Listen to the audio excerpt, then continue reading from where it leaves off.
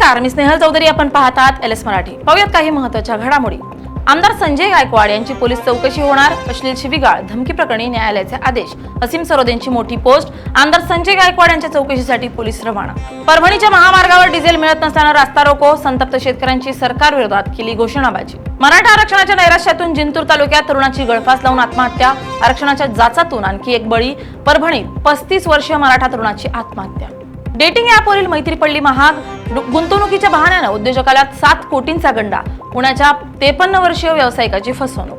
लग्नाचा आमिष दाखवून तरुणीवर बलात्कार. मुंबईतील पोलीस उपनिरीक्षकावर गुन्हा दाखल. पुणे वारजे पोलिसांची मोठी कारवाई.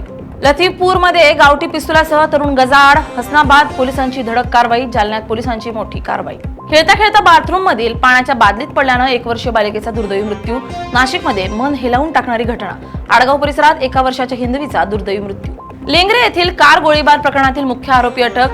खड्ड्यात पुरलेला पिस्तूल जप्त. सांगलीत फिल्मी स्टाईलनं गोळीबार. मुख्य आरोपी सुंदर्याला विटा पोलिसांकडून अटक.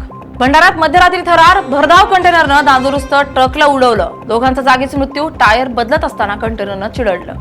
बीडच्या केजमध्ये अवकाळी पावसासह वादळी वाऱ्याची हजेरी. वीज कोसळून उन्मळून पडलेल्या झाडाखाली एकाचा मृत्यू. या होत्या काही महत्त्वाच्या घडामोडी. पाहत रहा LS मराठी, सत्याची नवी दिशा.